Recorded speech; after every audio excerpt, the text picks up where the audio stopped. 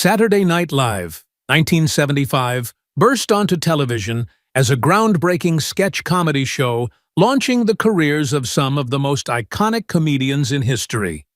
With its original cast, often called the not-ready-for-prime-time players, including Chevy Chase, John Belushi, Gilda Radner, Dan Aykroyd, and Jane Curtin, the show quickly became a cultural phenomenon. Its mix of sharp satire, unforgettable characters, and live unpredictability made it a Saturday night staple.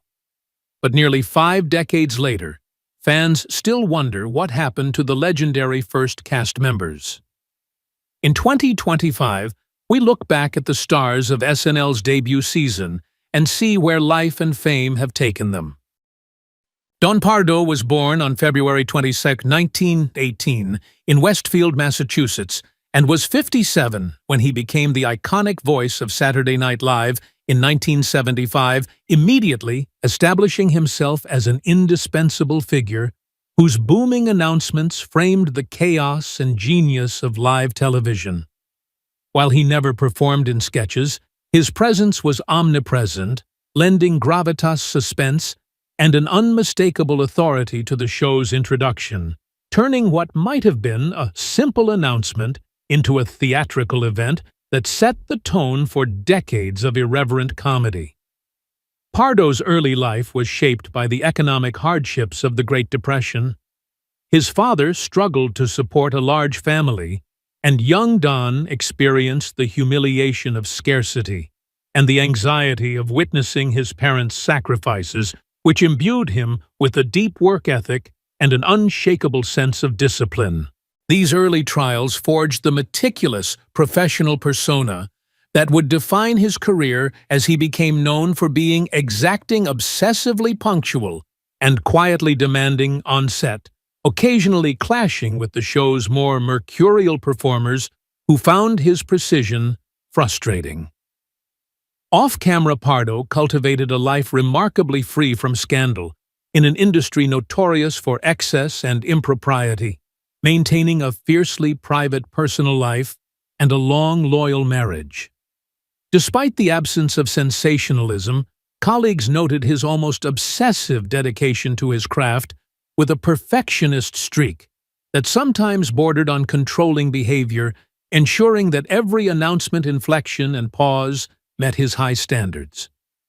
Over the course of 38 seasons on SNL, Pardo witnessed the rise and fall of hundreds of comedians, enduring the pressures of live broadcasts and the shifting tides of television culture without faltering, becoming a symbolic constant for millions of viewers. He passed away peacefully in his sleep on August 18, 2014, in Tucson, Arizona, at age 96, leaving behind a net worth estimated at $10 million accumulated from decades of devoted work, residuals, and wise financial management, cementing his status as the unflappable voice of American television, whose presence remains etched in the collective memory of audiences worldwide.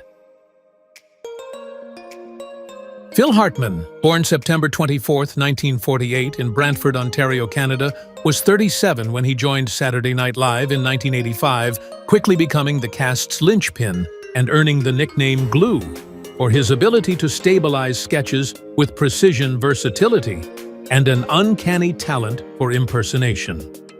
Hartman's performances were marked by an extraordinary balance of comic timing and exacting control, whether embodying the absurdity of unfrozen caveman lawyer delivering deadpan impressions of Bill Clinton, or mastering countless secondary characters, making him indispensable to the ensemble and beloved by colleagues and audiences alike. His childhood, however, was far from idyllic.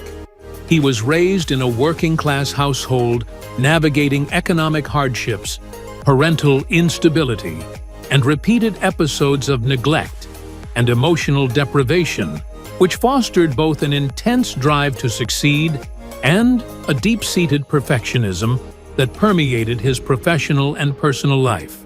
Hartman's career, though illustrious, was shadowed by personal challenges, including a marriage to Bryn Omdahl, marked by her escalating substance abuse and erratic behavior, which created a tension he navigated privately while maintaining his polished public persona. Off-screen, he was meticulous, generous, and highly protective of his work, often taking on the role of mentor to younger cast members while carefully controlling his professional image. Yet this composure concealed inner turmoil and exposure to danger within his domestic environment. His life ended tragically on May 28, 1998, at 50 when Bryn murdered him before taking her own life, a shocking event that reverberated across Hollywood, abruptly ending a career defined by brilliance, versatility, and understated rigor. At the time of his death, his net worth was estimated at $3 million, including earnings from SNL voice acting and film. And while his financial legacy was modest compared to his cultural impact, Hartman's influence persists, immortalized in television history and revered by comedians and audiences for the depth, professionalism, and inventiveness he brought to every role he touched. Jan Hooks, born April 23, 1957, in Decatur, Georgia, was 29 when she joined the SNL cast in 1986, instantly distinguishing herself with a rare combination of razor-sharp intelligence, impeccable timing, and a fearless approach to impersonation. On the show, she became celebrated for her precise cutting impressions of public figures such as Hillary Clinton, Tammy Faye Bakker, and Kathy Lee Gifford, while her original creation, Candy Sweeney of the Sweeney Sisters, revealed her genius for musical parody and deadpan absurdity. Hooks's childhood was shaped by quiet observation and introversion, growing up in a household where creative expression was secondary to conformity, fostering an acute sensitivity to judgment and a penchant for self-protective humor.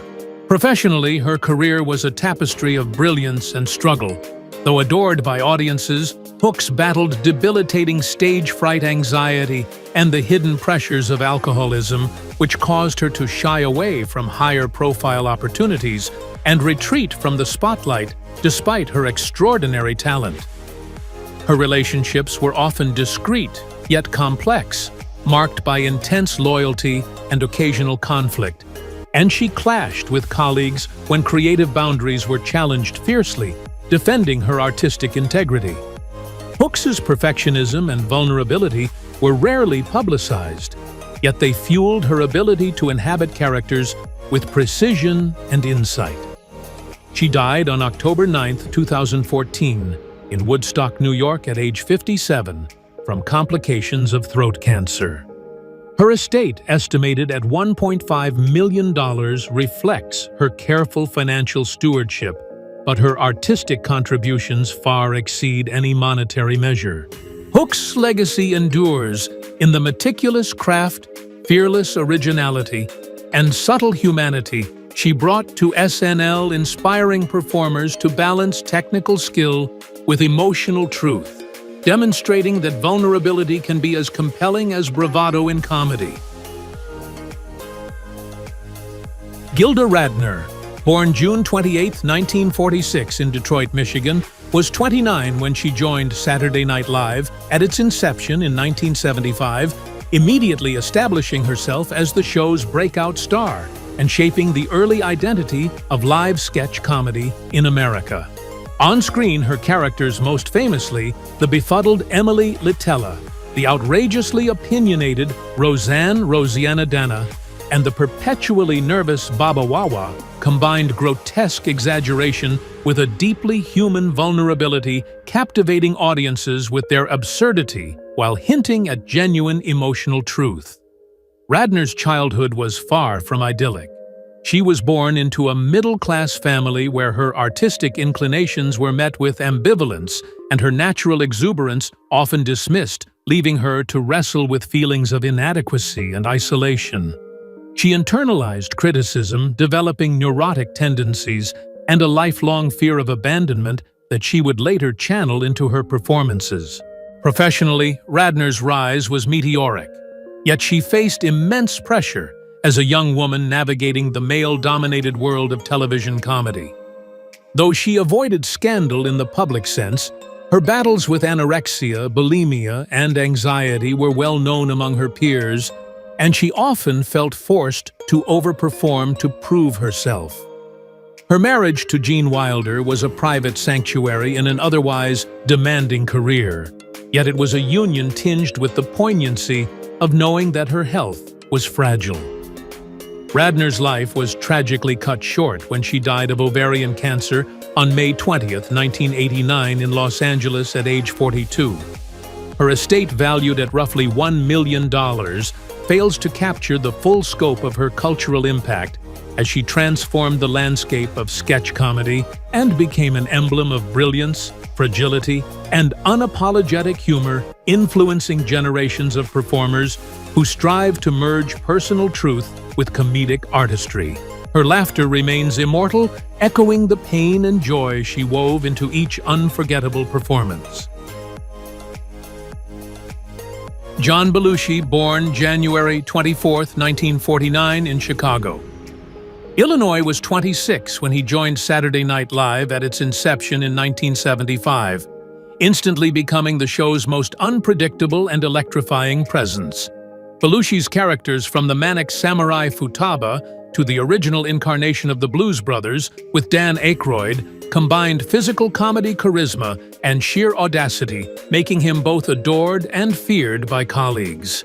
His childhood was turbulent. Growing up in a working-class family, his father was domineering and often belittled him, fostering deep insecurities alongside a drive to assert himself in all arenas.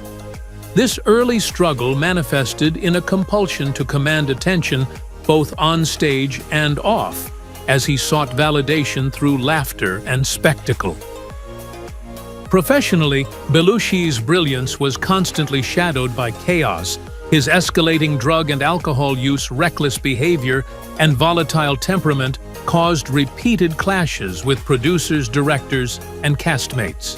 His personal life mirrored his professional turmoil, with multiple passionate but stormy relationships, rumored liaisons, and a pattern of self-destructive indulgence that alienated friends and family alike.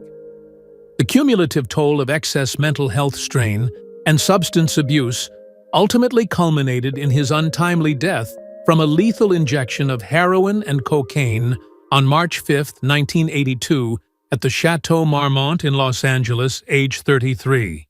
Despite the brevity of his life, Belushi amassed an estate valued at roughly $2 million, though the cultural imprint he left, the revolutionary approach to sketch comedy, and the anarchic energy he infused into pop culture remains far beyond monetary measure, immortalizing him as both a cautionary tale and a comedic icon. Chris Farley, born February 15, 1964 in Madison, Wisconsin, was 26 when he joined Saturday Night Live in 1990, immediately becoming a seismic force on live television with a style of physical comedy that was as audacious as it was emotionally raw.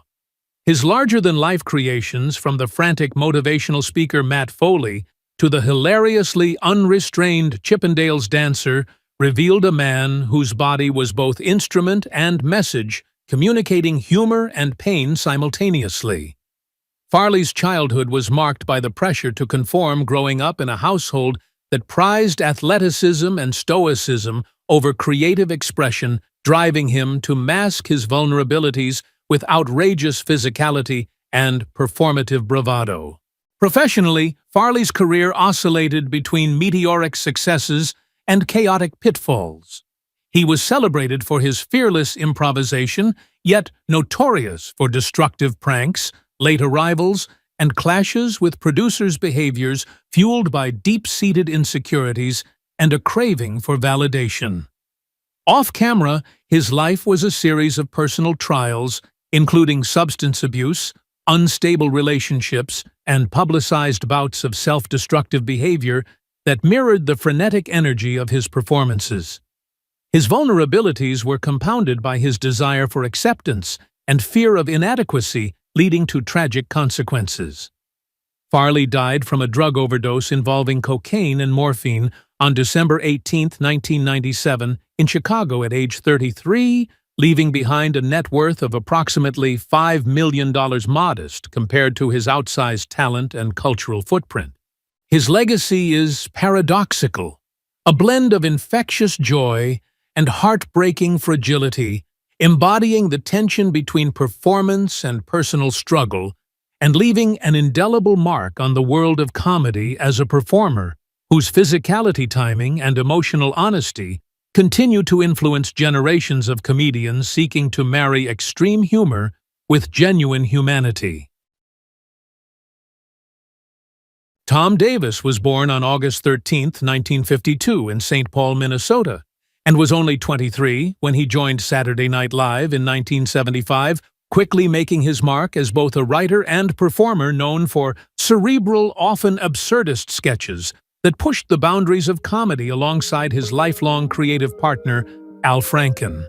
His on-screen characters were frequently surreal, mischievous, and intellectually audacious, reflecting a deep countercultural streak and a penchant for satirical subversion that resonated with audiences seeking humor that challenged conventional norms. Davis's formative years were colored by financial instability, parental discord, and social ostracism, fostering a profound sensitivity and a desire to find validation through performance and wit. He grappled with the pressures of sudden fame, struggling to balance his creative ambitions with the expectations of network television, and developed a reputation for erratic behavior, including periods of substance abuse and experimentation with LSD, which both fueled his creativity and created tension with collaborators. Davis's professional trajectory included early rejections and missed opportunities, most notably the intense scrutiny and occasional friction of the live SNL environment, where mistakes were broadcast nationally and personal insecurities were amplified. His personal life was equally turbulent, marked by a protracted separation from his wife, ongoing struggles with mood disorders, and periods of self-isolation, all of which contributed to a sense of volatility that informed both his writing and performances. Despite these hardships, he remained intellectually fearless, exploring unconventional comedic forms and leaving a lasting imprint on the show's early seasons. Tom Davis died on July 19, 2012, in Hudson, New York, at age 59 from throat and neck cancer, leaving an estate estimated at $500,000, a modest sum, reflecting a career driven more by innovation and cultural influence than financial gain. Yet, his contributions helped define the irreverent, unpredictable spirit of Saturday Night Live, and continue to inspire writers and performers who embrace the risks of live comedy. Norm Macdonald, born October 17, 1959, in Quebec City, Canada, was 34 when he joined Saturday Night Live in 1993 as the anchor of Weekend Update, transforming the segment into a platform of sardonic, fearless, and often disarming humor. Norm's persona, dry, philosophical, and mercilessly ironic, captured audiences, while unnerving colleagues, particularly when his sharp satire, most notably his O.J. Simpson commentary, collided with executive sensibilities, allegedly contributing to his dismissal. His childhood was marked by quiet suffering. After losing his father at a young age, Macdonald navigated a household overshadowed by grief and scarcity, developing a keen intelligence, a sharp wit, and an inclination toward introspection and self-isolation. His career, while punctuated by critical acclaim, was also a battleground of setbacks, including tense relationships with producers, public controversies over his uncompromising humor, and the ongoing challenge of translating his biting comedic sensibility into mainstream acceptance. Off-screen, he lived as a recluse, prone to gambling, philosophical rumination, and emotional seclusion, and he privately battled leukemia for nearly a decade, revealing little even to those closest to him. Macdonald died on September 14, 2021, in Duarte, California, at age 61, leaving behind an estate estimated between $2.5 and $6 million. His legacy lies not merely in wealth or fame, but in the enduring influence he had on stand-up comedy, shaping generations of comedians who admire his precision, fearlessness, and the tragic beauty of humor born from personal and professional struggle. Seth Meyers, born December 28, 1973 in Evanston, Illinois, joined Saturday Night Live in 2001 at the age of 28, quickly rising to become head writer and weekend update anchor, a role that showcased his razor-sharp political satire and dry, incisive humor.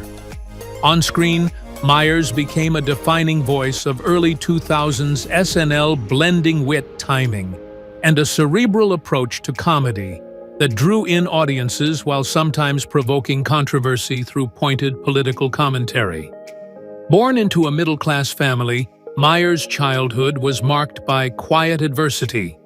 His parents' financial struggles and the early loss of extended family stability instilled a drive for achievement, while persistent teasing over his intellectual leanings and introverted nature pushed him to hide insecurities behind humor and quick wit. His career, though meteoric on SNL, was not without turbulence. He endured intense pressures of live television, internal rivalries for writing leadership, and the weight of maintaining high ratings in a politically polarized climate. Though never involved in personal scandal, several of his on-air jokes sparked public backlash, forcing him to navigate the fine line between satire and offense, which at times strained relationships with cast and network executives.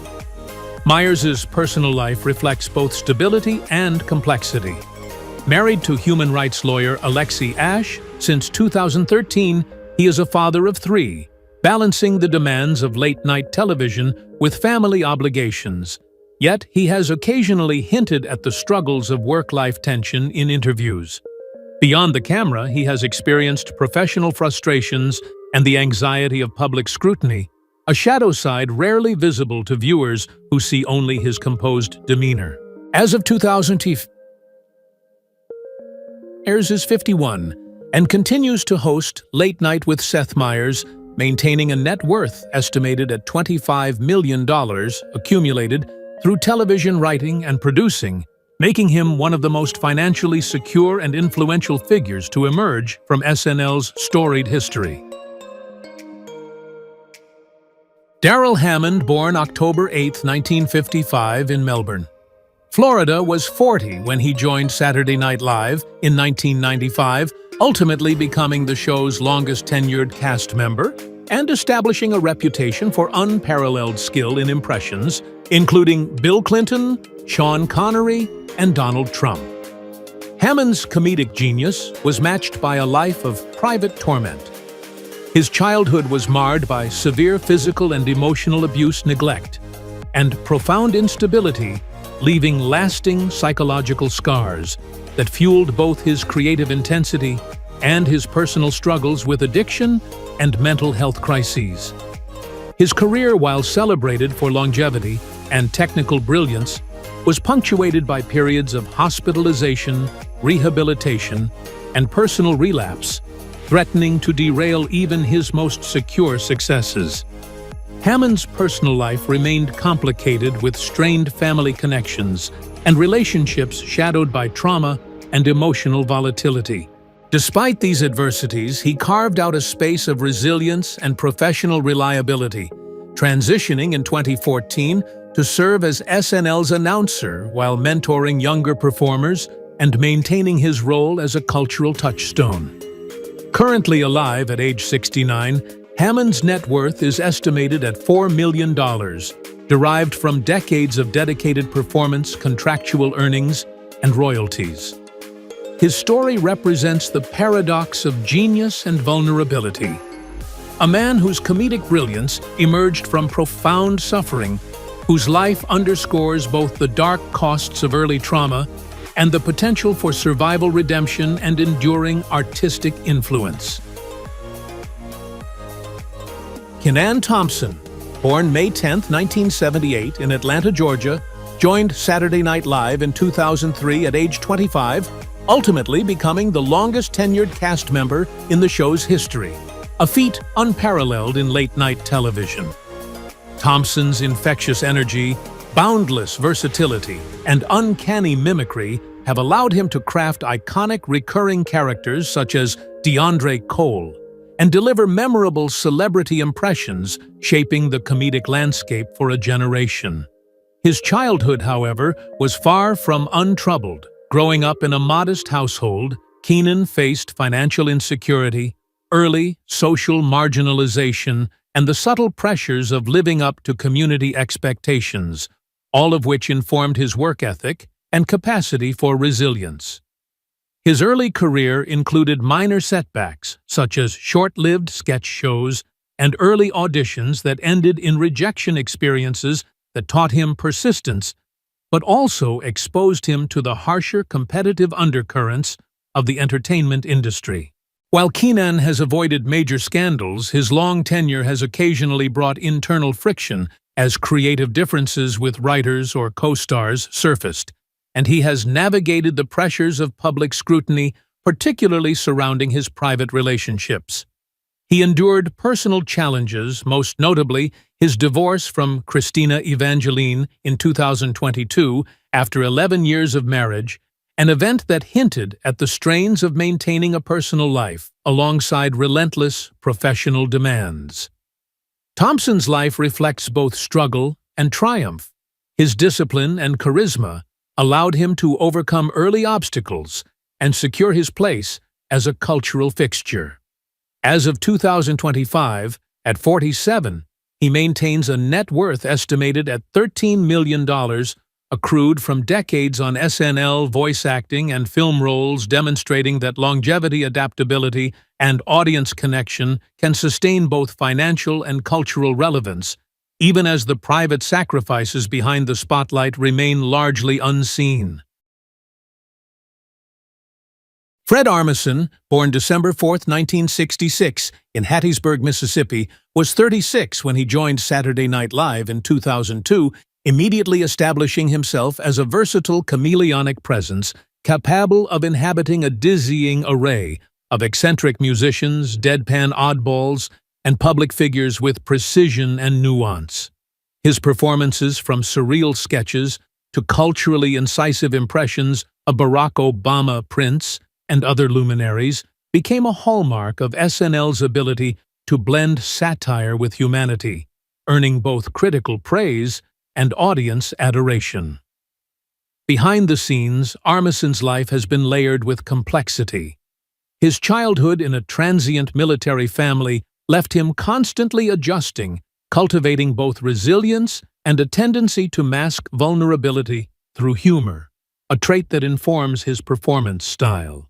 Career-wise, he navigated the mercurial pressures of live television and industry politics, occasionally clashing with writers or fellow cast members over creative control, while simultaneously building an acclaimed parallel career in music writing and producing.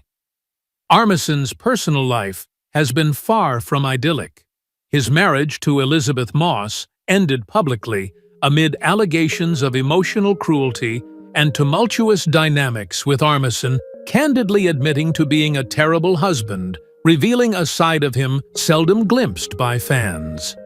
Despite such turbulence, he has maintained professional respect and cultivated a reputation for precision innovation and relentless creativity. His net worth at 58, estimated at $8 million, reflects decades of cumulative work across television, music, and production, solidifying his influence as a figure who balances personal complexity with professional ingenuity, and whose contributions to comedy continue to resonate with both peers and audiences. Michael Che, born May 19, 1983 in New York City, was 31 when he joined Saturday Night Live in 2014 as the first black co-anchor of Weekend Update, bringing a raw, incisive edge to the show's comedic and cultural commentary that immediately distinguished him from his predecessors. Che's on-screen persona is bold, unflinching, and often polarizing, addressing race politics and social inequities with a sharpness that both provokes thought and sparks controversy, challenging audiences to confront uncomfortable truths while navigating the delicate terrain of live television. His formative years were marked by economic and social instability, growing up in a diverse urban environment where he experienced subtle forms of marginalization, teasing, and the need to assert identity within complex societal structures.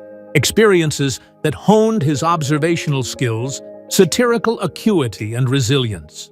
Professionally, Che has contended with the unique pressures of representing marginalized voices in a historically white-dominated comedy landscape, occasionally clashing with network executives over content and creative boundaries, though he has avoided outright scandal, maintaining a disciplined yet assertive approach to his work.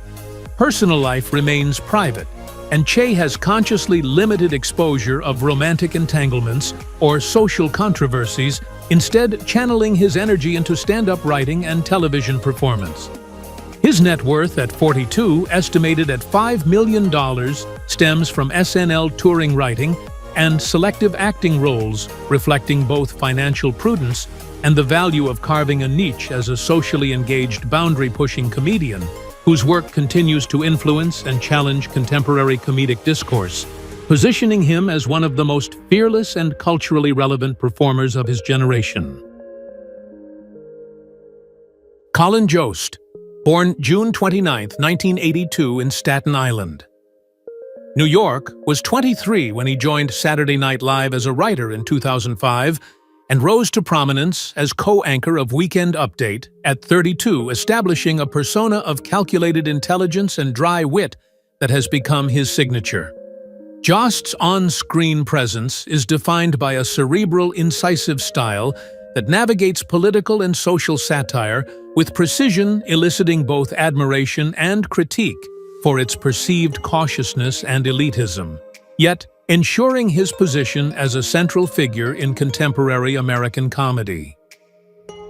Growing up in an upper-middle-class family of lawyers and academics, Jost's childhood was marked by high expectations, emotional restraint, and subtle familial pressures, instilling in him the ability to analyze, strategize, and mask vulnerability skills that translated directly into the cutthroat environment of television writing. His career has not been without tension. Navigating SNL's intense collaborative culture required balancing authority and diplomacy, occasionally leading to private conflicts over creative direction, though Jost has largely avoided public scandal. Personal life has also been intensely scrutinized, particularly his high-profile marriage to Scarlett Johansson, which, while stable, has endured the intrusive gaze of tabloids and public speculation about the pressures of fame, wealth, and career competition. Despite these pressures, Jost has cultivated a disciplined, carefully managed public persona.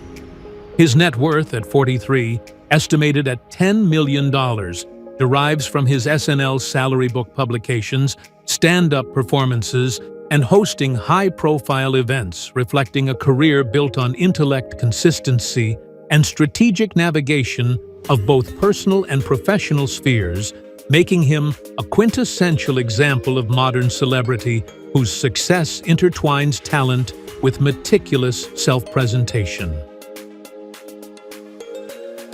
Lenny Pickett, born April 10, 1954 in Las Cruces, New Mexico, became the tenor saxophonist for the Saturday Night Live band in 1985 at the age of 31, eventually rising to musical director in 1995, a position that has made him the backbone of SNL's musical identity. Renowned for his mastery of the saxophone's altissimo register, Pickett's performances are electrifying, adding energy, precision, and improvisational brilliance to every live broadcast. Pickett's early life was challenging. Raised in a family of modest means, he contended with financial scarcity, the social pressures of a small New Mexico town, and recurring ridicule for his intense musical focus, which required him to mask insecurities behind discipline and perfectionism. Career-wise, Pickett has consistently excelled, yet faced the subtle pressures and rivalries inherent in leading a live band on a nationally televised program. tensions with producers over creative direction, and the constant expectation to innovate musically demanded near-constant vigilance. While Pickett has avoided any public scandal, the demanding nature of his career has resulted in long periods of personal sacrifice, including postponed relationships and a highly regimented lifestyle to sustain artistic excellence. Off-camera, he has taught at NYU, collaborated with high-profile artists like David Bowie and Katy Perry, and navigated the entertainment industry with careful discretion, building a professional reputation almost as impeccable as his musical talent. As of 2025, at 71, Pickett continues to perform and direct the SNL Band, maintaining a net worth estimated between $3 million and $10 million, a reflection of decades of performance instruction and high-profile collaborations. His career exemplifies the discipline, precision, and creativity necessary to thrive in the relentless high-stakes environment of live television, highlighting the often unseen dedication that underpins the glamour of national entertainment. Thank you for joining us on this nostalgic journey through classic television history. If you enjoyed learning about the cast of Saturday Night Live and where they are now, don't forget to give this video a thumbs up, subscribe for more vintage Hollywood retrospectives, and share your thoughts in the comments below. We love hearing your memories and suggestions, so let us know which TV show or movie cast you'd like us to feature next.